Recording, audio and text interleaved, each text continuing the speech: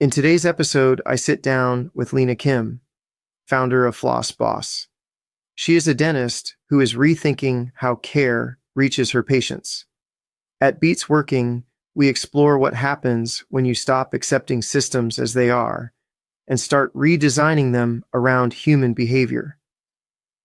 Lina shares how she built a mobile dental model to remove the friction that keeps people from getting it in the first place.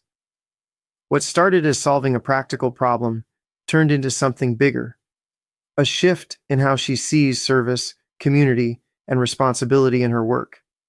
It's a conversation about access, about innovation born from empathy. It's about how to meet people where they are. Welcome to Beats Working, Winning the Game of Work, hosted by Dan T. Rogers. This show invites you into conversations that go deeper than job titles and hustle. It's about rethinking what work is for and how we can design it to serve our lives, rather than the other way around.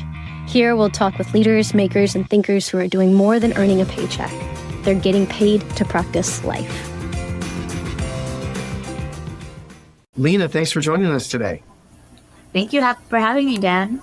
Yeah, so, we record both audio and video, and I'm not really sure. I know that people somewhere know exactly what's going on. I don't pay a lot of attention to who listens more or watches more or whatever. But this morning, you definitely looked the part of a Floss Boss. So maybe we'll just start right there. Maybe a little bit of an introduction and what is a Floss Boss in this context. So the Floss Boss is a mobile dental vehicle. It's 40 feet. And it's an RV, basically, and I designed it how I would envision a dental clinic.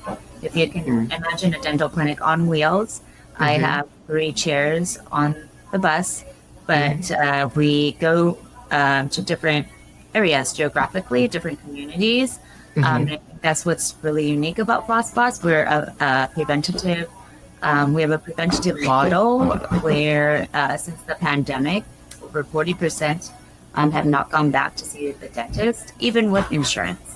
And so our model was to tap into those communities and companies where the patients, it's been a moment and we don't want to judge them. We want to kind of re-educate them on coming back to basics of hygiene, oral hygiene, and how to brush, how long you should brush, flossing techniques and what adjuncts they can use to help facilitate being proactive in their own oral health care and just kind of get motivated. It's almost like I'm trying to create a baseline for them to understand what's going on in their mouth. Yeah. So if the folks aren't watching, it might not be apparent, and maybe it's not apparent, but it's apparent to me. You definitely look your part. So you're a trained dentist, right? So maybe a little background on that, as well as maybe your career prior to launching the mobile clinic. Yeah, so kind of going back to my history, I've been at the UW for 9 years, 4 years at undergrad, 4 years at the graduate level dental school, and then I did a residency for a year, and I've been practicing for about 21 years. And I have 2 offices. One's in Magnolia. Both are in Seattle. One's in Magnolia, one's in Laurelhurst. And one was an acquired office from a former UW dental dentist that had been practicing, and he was retiring. So I acquired his patients, acquired his practice in Laurelhurst. And then a couple of years later, which is in 2007, I decided to launch my own startup office. From scratch. And that was from scratch. And that was in Magnolia. So I had 0 patients there. And it was kind of when the economy and recession hit. So I had the time to actually go over and design the office with my designer and kind of make sure I had everything that I wanted in it that I didn't like or I liked in my office that I purchased. So it gave me some time, and I just kind of built it slowly. Fast forward 21 years later, I have both offices running Monday through Saturday, and then I have about 6 providers, 6 dentists with us, back to specialists, and we see everyone within like the neighborhood, the community.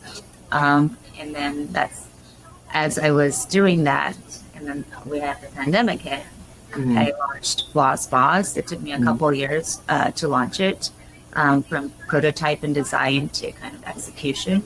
It took a couple of years, and so I kind of do that. But I also I work at Seattle Children's for Odessa Brown, their community children's clinic, and I've been a provider there also for 21 years. So I kind of did both pediatrics and general dentistry for my career. Both, like, one's in public health and then the other's in private practice, but Floss Boss combined both models because the purpose of Floss Boss was to do a private for-profit model, but turn it around once a month and give back to the community. So that's our public health service. So Got it. that's kind of where my vision came about. Like, I don't want to just have it as a for-profit, because actually being mobile, we can go to so many diverse communities, so many outreach clinics, and so many micro communities that haven't even been tapped into in terms of dental resources. So we recognize that, and my whole team recognized, like, if they're part of Floss Boss, we will give back our time. That's great. Well, there's that was a really, really good overview. There's a lot there, and I'm gonna go almost back to the beginning, only because I just have some general questions that I didn't have, even 10 minutes ago. But so, and I think I knew this, but it just didn't hit me like that when I heard you say it. So 9 years at UW, how does that equate or compare to? I don't know that there's a usual dentist, but like a normal dentist. Like, what is that more or less the same? Like, how does that translate, do you think? Yeah, so some people will graduate from dental school. Typically, it's an 8-year path, starting in college. And then you go to dental school, and then everyone does what they're passionate about. I didn't know my senior year, my 4th year graduating dental school, I wasn't very confident in my dental skills. And so I thought, like, spending 1 year doing a hospital residency. So part of it, we did 4 rotations, and one was at Harborview. The other one, we worked with geriatric patients at the VA. We worked at Odessa Brown Children's Clinic, and then we worked for the UW Medicine. So it was like a whole just general dental clinic. So we got exposure to many facets of dentistry, and it was there where I gained, like, confidence in all aspects of dentistry. For 1 year, and it was intense. I want to say, working, being a resident, having to go to lectures after work, and then be on call until like 4 a.m. and take call. After completing a full days of work, it was a lot for my body, physically and mentally. But I think that built resilience in me, and I believe that that's what built resilience, that when I did private practice, I could actually do 3 days of private practice and 3 days at Odessa Brown. I worked 6 days a week for like 10 years of my career in the beginning. And I just thought, well, this is a breeze compared to residency. Jeez. Most dentists look at me like I'm kind of crazy, because usually 3 days is like the max, or 4. And then they need the break. But for me, I think, I believe because of that residency, I mean, I'm just like, it was just keep working, you just keep going, and nonstop. But, physical health does come to play. And I know we've talked a lot about that before, and I'm a runner. Yes. So I do run off a lot of my stress daily. And I use that. I don't know if it's an entrepreneur thing, but I have like these work habits and checklists, and that's like the first thing that I have to do to start off my morning in order to refresh and reset for the day. Yeah. So I never realized, and it's not that I didn't, I have a pretty good relationship with the dental community, I think, at least from my side. Maybe they would tell you different, but so I've been a regular participant for most of my life. I had a couple breaks there, not just because I got distracted, but I don't think I ever realized how much time they put in. You know what I mean? And I probably didn't realize how much time doctors put in either. It's just one of those things where it's just so easy to minimize how much time someone spends just to be in to start, right? Not forget like, graduate or you do 8 years and then it's, you're just beginning at that point to some extent. Yeah, and I did feel like I feel like I'm a novice, and like I wasn't confident in my communication. I kind of lacked some of that, and then I didn't really know how to run a business when I did purchase my first business in 2007, the office, and I learned a lot through mistakes, and so part of Floss Boss and part of the Floss Boss movement is to actually mentor pre-dental students. And so we have this pipeline of mentoring that happens. So we have experienced dentists and faculty that come on board when we do community events, and we supervise the dental students. And then the dental students at UW, they are able to provide services and be the provider at that level under our supervision. And then I have my pre-dental students that are also my assistants at my offices, and they are assisting the dental students that are the providers. And then we have high school volunteers that are learning from my pre-dental students, and they are taking blood pressure or they're providing oral hygiene instructions. So it's kind of this teaching model that creates like a powerful pipeline into healthcare, and everyone has like the same passion and mission is there. The biggest factor of Floss Boss is I wanted to teach everyone at the pre-dental and the dental school level that you don't have to give back once a year, like one volunteer event a year. It can happen on a regular basis, and we all write that in our personal statements that we want to give back to the community. How many of us providing healthcare actually execute that? And so I'm trying to reintroduce that to this next generation going into healthcare, that giving back can make a greater impact, and if you do it on a more regular basis, it makes it all more powerful. Yeah, and I want to get into sort of your experience around that first. And I don't know that there's any. I'm not like digging for anything, but I've got. I mean, I know I probably in a different.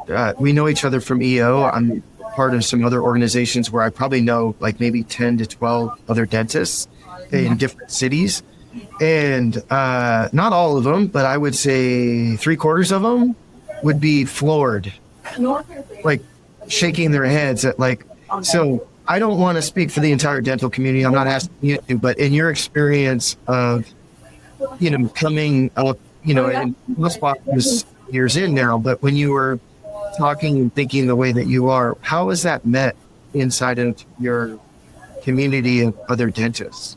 Into the community of dentists. Well, at first, everybody was questioning what was going on because it's like the first mobile for-profit dental clinic. There's a lot of community mobile dental clinics, but I was the first to launch. So I think the first reaction was like, oh, it might be competition. I'm trying to take away patients.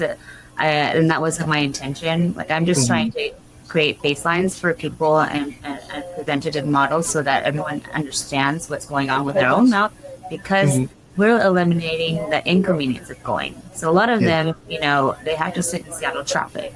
They have to spend a half a day just to go to one appointment. That's what I recognize with my patients in my offices. I have about 4,500 patients between the two.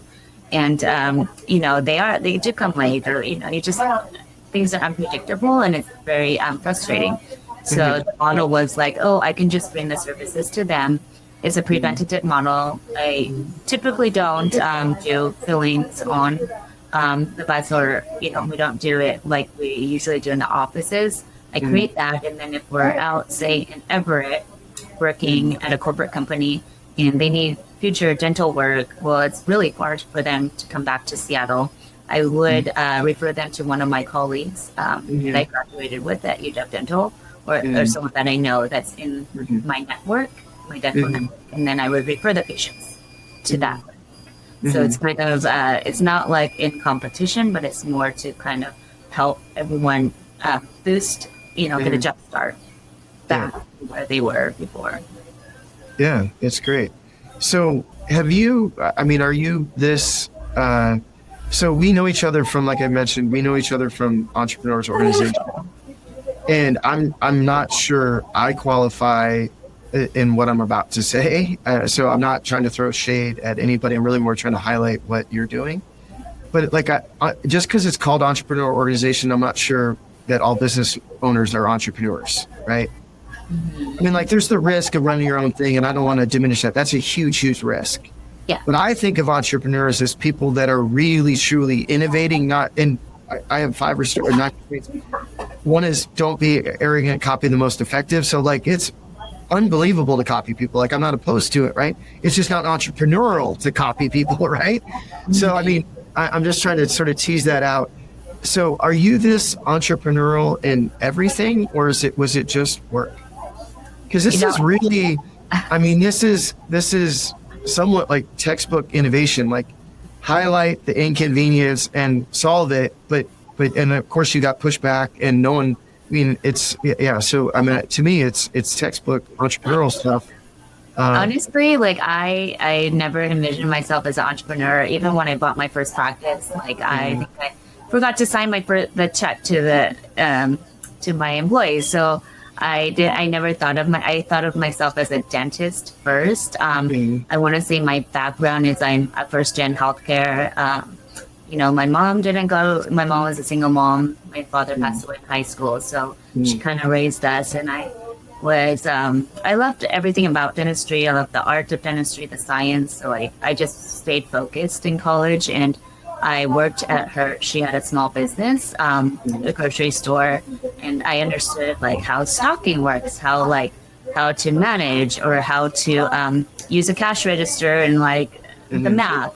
I learned that since 5th grade, and I think I just kind of had that built in. And then when I started my own practice, I had many mistakes. I never took a business class. I didn't have a business plan. I just knew how to do dentistry, and then I had to learn how to work with people, do HR, do payroll, and do like the admin and create systems. And I want to say 21 years later, it took me a long time to get to a point where I'm at, where I have my own EOS systems built in. Kind of the way I learned, the way I like things done, everything is done by checklists and systems and processes. So we have like a manual for that. And when we onboard, we have a certain protocol. So I would say like, I don't think I had it innate in me, but I developed because I was forced to learn how to run a business, because ultimately is running a business. And so I would say I didn't do it eloquently in the beginning. But after many years of experience, I feel like I could probably talk about it in a class or talk about it to students that are wanting to learn the business aspect of it, because it's something that I came about. But you also, I think what's important is like developing these relationships with professions around you outside of dentistry. Inside of dentistry is important because the people, I'm not a specialist. If I refer to a specialist, it's I trust that specialist. I trust that they'll take care of my patients. So that kind of rapport and relationship is really important to me, because I don't want to send a patient to someone that doesn't provide the same care as we would have taken care of them. So like dental profession wise, that's one area. And the other area is like your banking relationships with bankers. Because at the end of the day, I'm a bootstrapper. I don't have investors. I work with banks to get loans and have them believe in me. And when I did Floss Boss for Citizens was the first one that said, we've never had anyone take a loan out for this, but let's see. And so I had to share and show my credibility with my offices, the success of my offices. And then after that, they're like, okay, we believe in you. So I purchased one vehicle and I launched one. And then shortly after, they were able to give me a loan for the second. Yeah. And I'm it's really, really unusual that somebody, it's not surprising. I know you a little bit, but it's very unusual that somebody has both sides. Like that frequently people have appreciation for both sides and then talent in one.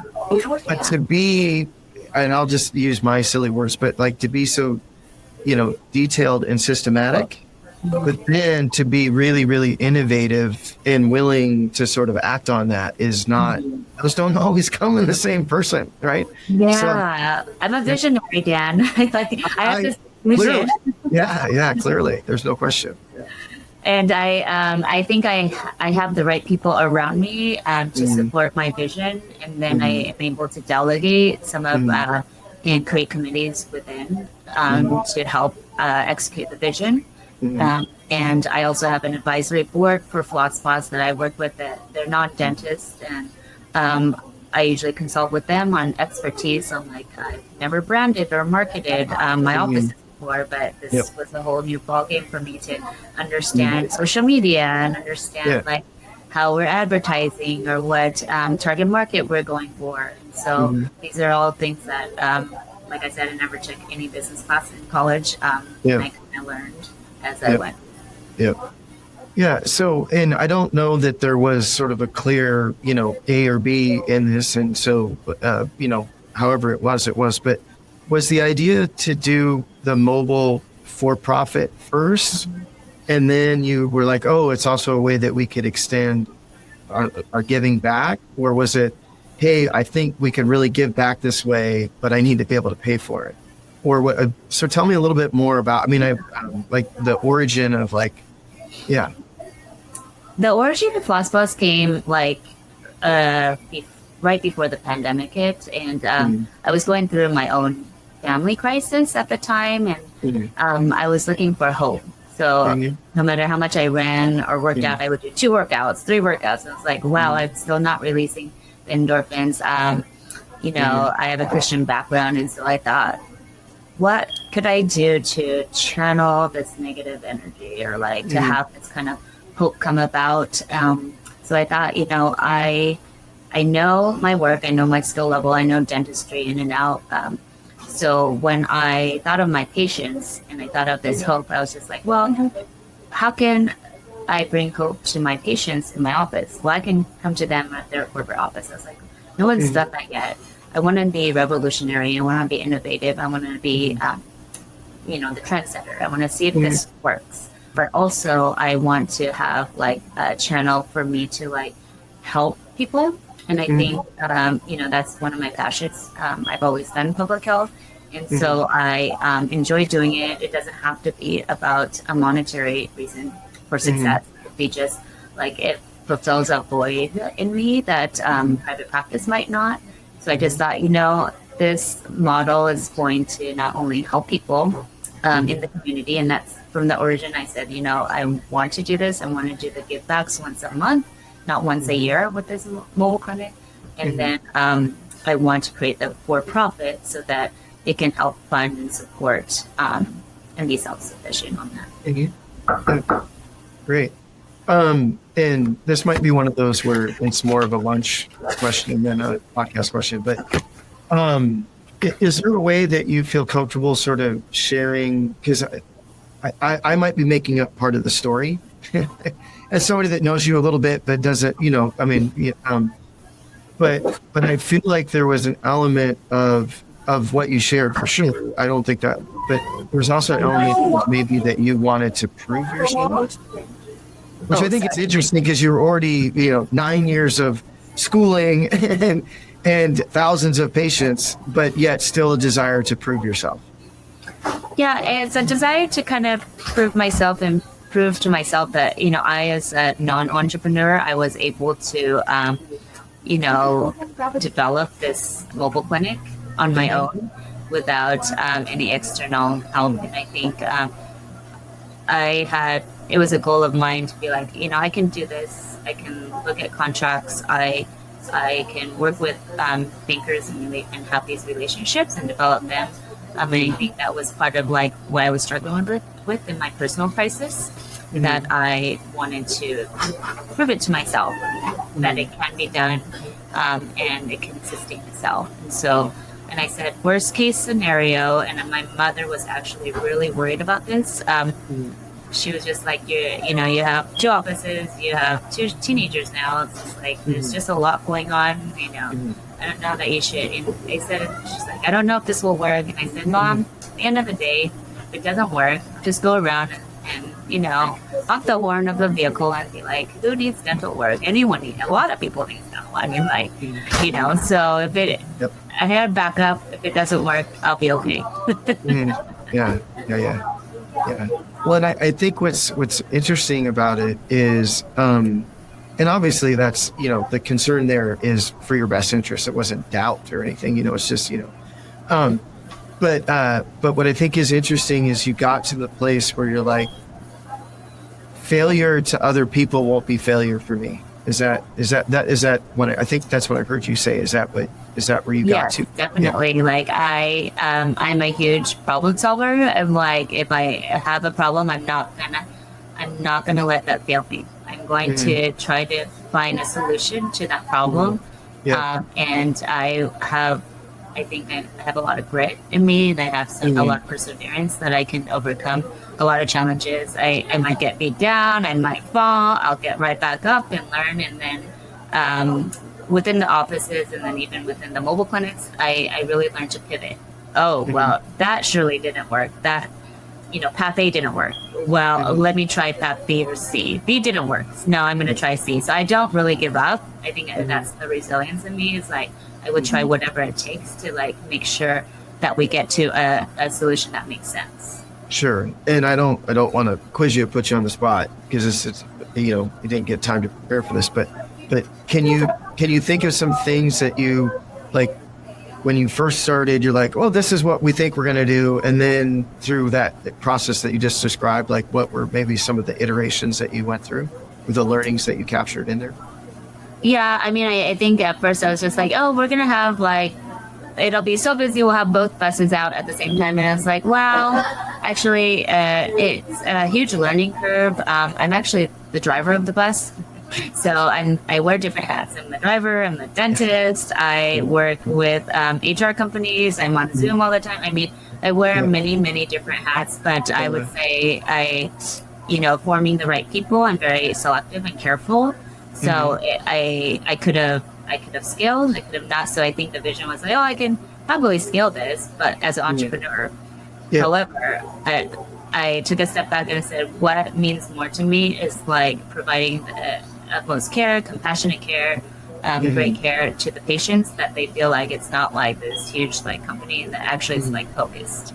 So then I said, you know what, I have to like understand the problems of the RV. I have to understand the problems of like mobile dentistry. I have to understand and figure out solutions before I just like go out and scale it 5x, 10x. So I thought, that's I think when I learned to pivot and be like, let's be methodical about this, put my systems in place, and now I feel like we're at a great place since we launched in 2022. Yeah. So one of the other things too that I'm hopeful that people heard, but they might have just missed because not all of us pay a lot of attention. But so I think maybe the most impressive thing, I mean, it's all impressive, right? It's like, what part of the Mona Lisa do you like best? But the thing that I find really, really exciting, and that I'm going to look to copy in my own version of, is walk me through it however you want. You can do it linearly or hierarchically, however, but all the different places where you have teaching and learning as well as giving happening. We have so many places that we've been to, nonprofit organizations. We started out with Utopia. Utopia is the LGBTQIA plus community, and they're Samoans, basically, and they often feel judged, and they had us go through an interview process on Zoom, because they work with select folks to help take care of their community. And so we were interviewed, and we went out there, and it worked out really nicely. They were just such a nice community. We get to learn like their culture, what their beliefs are, what their goals are, and then we were able to reintroduce them to adding oral care into their life goals. So that was one of our first communities. Another one was Real Escape for the Sex Trade, which is like the sex trafficking victims. And they needed our services. They weren't sure how it would work out, and we were only allowed to bring females on board. Obviously, there's just a lot of trauma.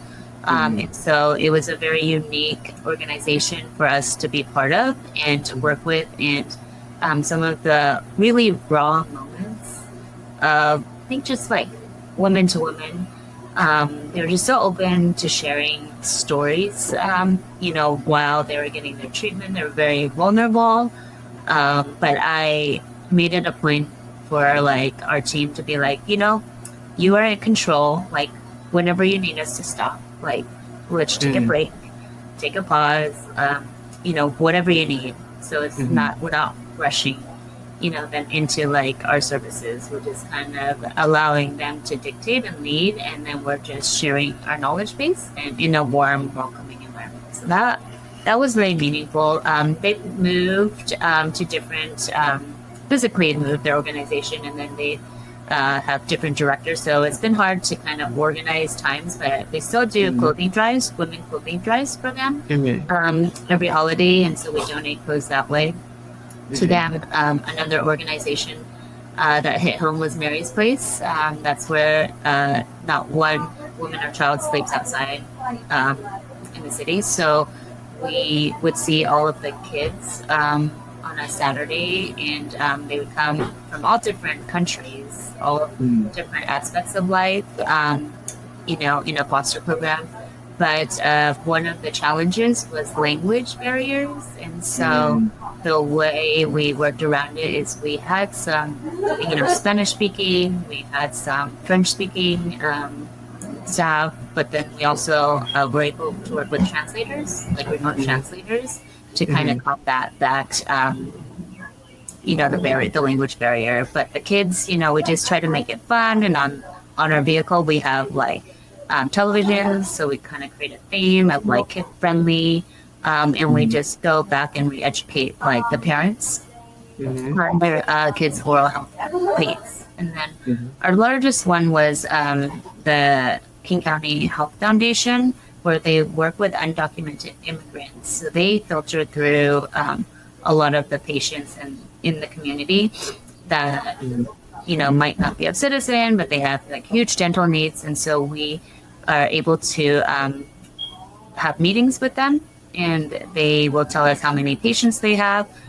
So we will prep the meeting, we'll prep our staff, and then we will execute on the day of. They provide like lunch for my staff, and then we have a debrief meeting, and we've worked with them probably about like 8 times, and we were able to finish treatment on a lot of their patients, do a lot of extractions for their community, and just kind of take care of their health so that they don't have emergent needs. So that has been really meaningful, and that one I feel like has been the most, the easiest organization to work with, and they've been really supportive. And I think what it comes down to is all the meetings that come into play to get the day of executed and up and running and kind of like seamless. Yeah. Well, and I think what's really exciting and inspiring about your story is, and I can't stress enough, I mean, like if someone wants to be quote unquote just a dentist, like we can, the world would be really awesome if like the worst thing that someone did would be just a dentist. I'm not trying to like, that's a unbelievably great thing, but that for a lot of people would be enough of I'm giving back, I'm making my contribution to society. And I think, I may or may not be able to get you to come back for additional conversations, but I think there's just all these rabbit holes in your story of where you're coordinating an interaction around care, right? That frequently maybe doesn't have that level of care. And then there's this massive value created, sometimes in dollar value, sometimes in spiritual value, sometimes in health value, like, right?